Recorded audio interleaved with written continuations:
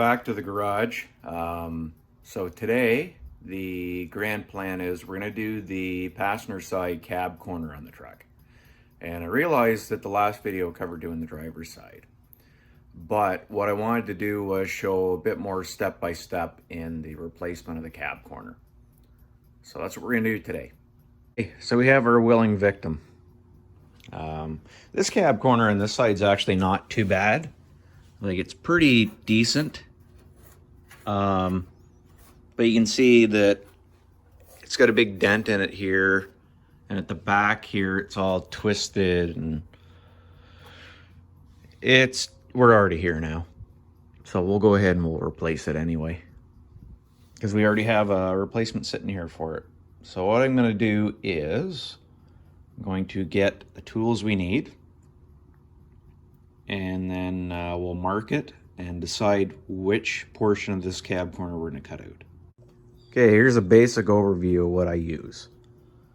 So we'll start down this end. I got a couple different drill bits so that we can drill holes for clecos and so we can drill out our spot welds. I got a scraper to take any seam sealer off. I got a paint pen, got my drill. This is actually a seam breaker, right?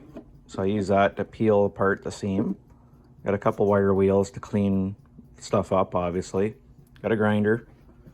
Got a smaller grinder, basically a cutoff grinder, so it'll get in tighter places. Got a pair of vice grips. Got a small hammer. Got a hammer and dolly. A pair of cleco pliers and clecos. And we got my coffee and some grinding discs and a flap wheel and just all the stuff we need. Okay, so for the next part of it, what we're going to have to do is decide how much of the cab corner we're going to cut off, and then how much of the new cab corner we're going to use. So this is the new cab corner, right? Which we're going to clean it all up on the inside and out, and we'll prime the inside of it before we put it on the truck. But as you can see, it's pretty comprehensive, but we don't really need that much material. So we're going to make our decision as to where we're going to cut things. The important parts to think about when you do this are things like this body line. If you weld right in here or cut right in there, you are going to have a bad time. So if you're going to cut somewhere here, you're going to go a little higher or a little lower. You basically want it to go flat to flat when you put it together. So being that this truck isn't overly rusty on this side, we can go on either side of here. So we'll take a quick look from the inside because we have some access. And this side is pretty clean, so we can probably work from here on this truck, and that'll save us a lot of grief. And then obviously on the back here we don't have to go that far over either, so that's pretty good on this side. The other side was much more rotten. So what I've done here is I've marked it, but I also have gone around here and marked where our spot welds are all the way around the cab here, because we're going to have to cut all those. Now the reason that I'm going to bring it over like this, it's kind of weird looking, right? But it keeps us out of this corner here, and it'll make life a little easier for us. So one of the other things we're going to do is we're going to give the replacement cab corner an initial trim so we can clean everything up and get it ready basically to be fitted. Okay, so what I've been working on, I trimmed and primed the cab corner, the replacement. And I've come in here and I've cleaned all the seam sealer out.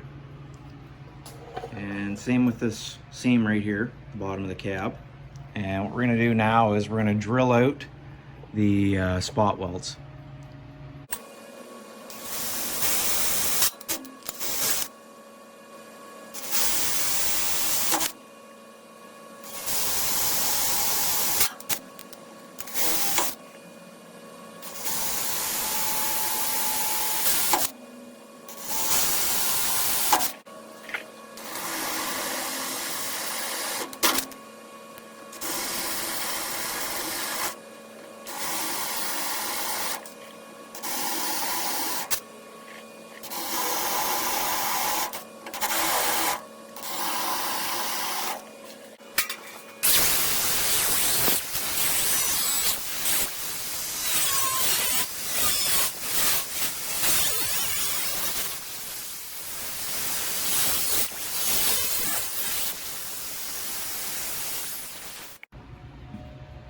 All right, so with it cut, next thing we have to do is actually start peeling it apart.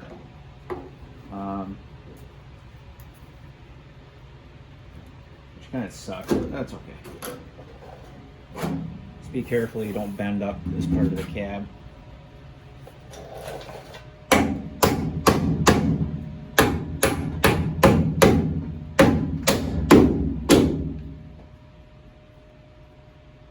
That one just broke.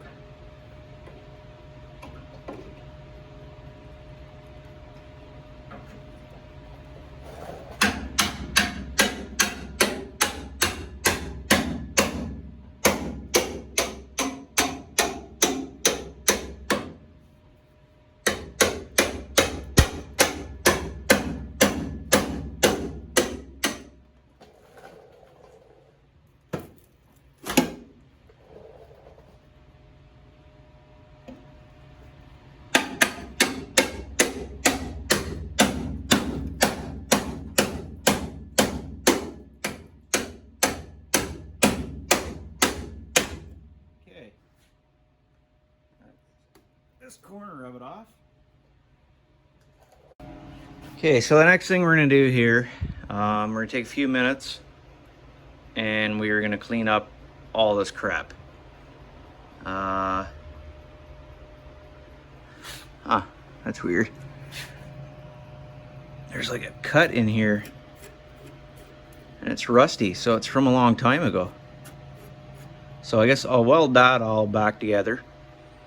Up here, all the seam sealer's got to come out of here. We'll clean all that out.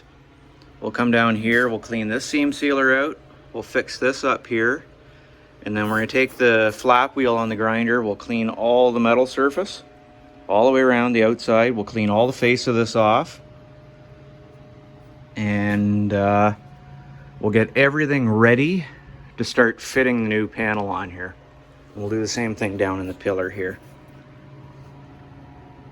Okay, so obviously I still have to weld that one spot, but I want to show you some of the fitment. So I've been trimming this cab corner to go in here, right? So that it's gonna line up, and I apologize, it's hard to do this with one hand, but it's gonna kind of get in here like this. And then around the back here, like that, right? Okay, so with everything prepared now, and you can see I went in here and I fixed that gouge. We're basically ready to put our cab corner on now. So I took it, and it's also got, well, I drilled the holes for the spots where there were spot welds that we're gonna put a plug weld now.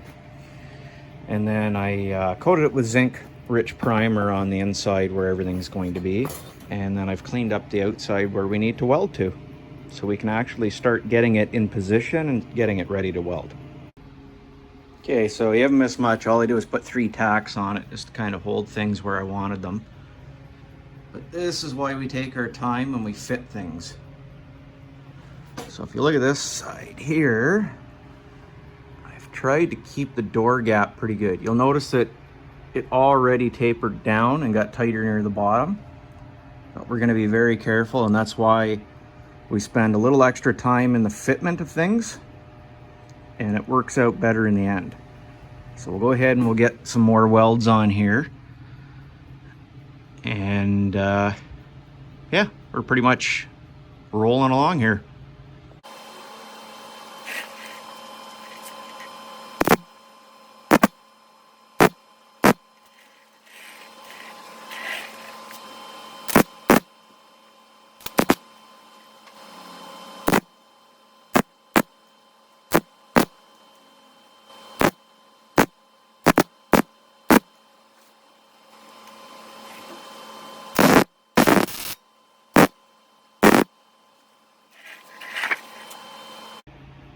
Okay, so that's the cab corner welded in. So the method I use is just the tack. So what I do is I'll start here, I'll put a tack here, I'll put one here, I'll put one here, here, etc.